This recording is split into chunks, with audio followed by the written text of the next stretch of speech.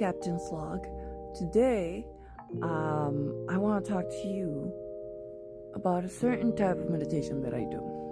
Sometimes when I want to connect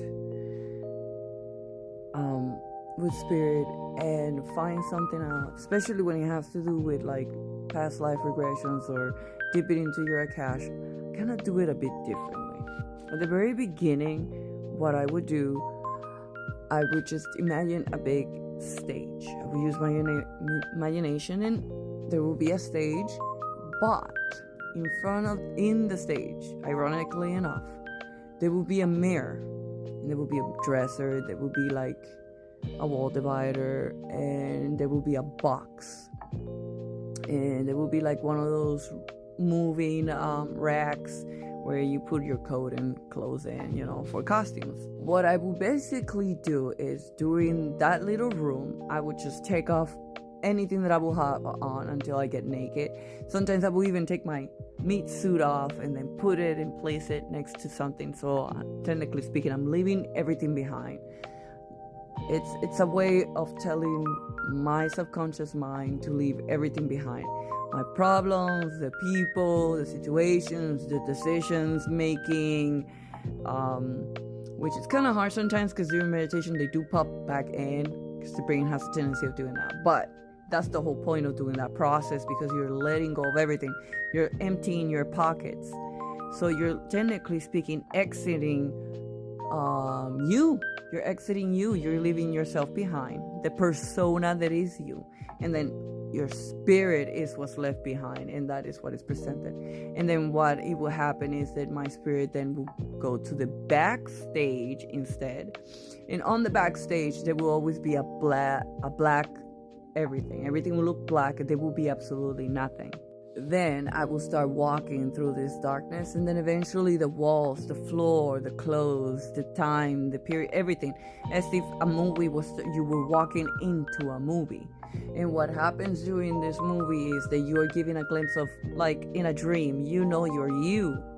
And then you are either doing or experiencing whatever it is that happened in the past. Usually what I see are very traumatic and very strange and interesting situations. Doing this has led me to see a lot of different places that I've been, what I've done, what I experienced, what I need to let go, what got dragged in with me, what I need to let go. Because usually that's what it does, what the Akash does, push forward the things that are very important, that are key important, whether they're negative or positive. A lot of people say that all of your Akashic experiences will always be positive, but unfortunately to me, watching, seeing horror fest happen in front of me, it's not necessarily a good experience. So to the ones who are, hooray! Disregarded my experience, but hooray! But I won't disregard mine, because a lot of my Akashic experience that I've seen, the things that I've seen, are also historical, and there are a lot of it that is wrong, miswritten, and twisted around. And God forbid I try to say a story that doesn't match history, then everybody on the internet will lose their shit. And then a lot of you will also be hypocrites, because a lot of you know that there's false information in our history. So who's saying the truth? The crazy lunatic under a trance, or your black and white books that were bought by your government? Wow. Just wow. But besides the conflict of information, I do that method. So I digress. Let me go back to where I was going. So doing that technique, letting everything go, taking away the mask of the person in that moment, allows you to have that experience, because now you have the energy and the space to see clearly with that. But that's all that is. It's a movie.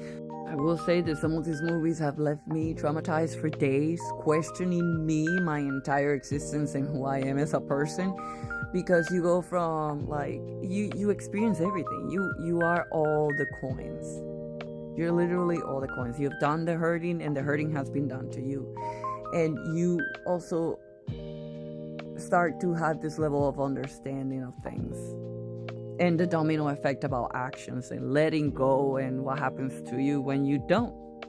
But today I decided to do it a little bit differently. Today I told Spirit, I said, okay, today I'm gonna do it differently. Instead of taking everything off, you're gonna give me the costume, and whatever you give me, we're gonna go off of that.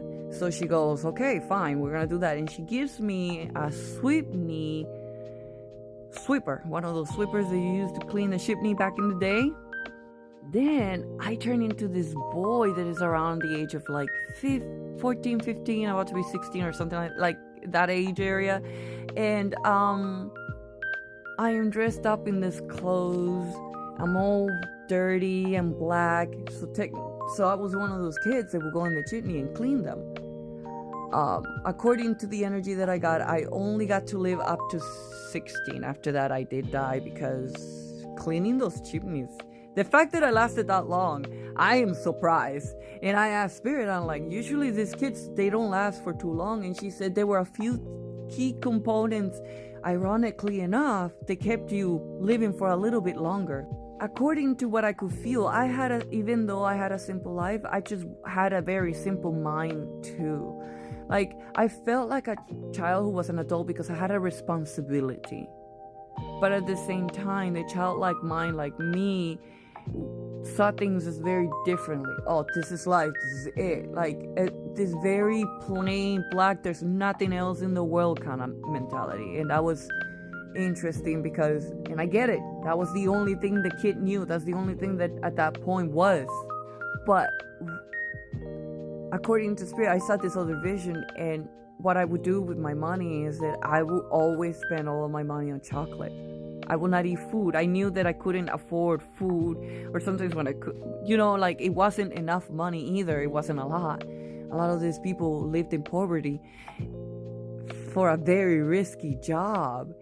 And one of the things that I will do with my money is that I will literally just fill my belly with chocolate. I said, if I'm gonna die and I'm not gonna live a full life, then I might as well give myself that one thing that will give me the happiness. And boy, do I just like hoard down that chocolate like it was the last thing in the world. So that was an interesting situation there. So yeah, so that's what I do usually to connect. And another way to connect to my Akash that I found was really fun and interesting to do. And if you're having any trouble, just try it out. See how the plays out. See what shows up. See what kind of crazy kooky thing shows up.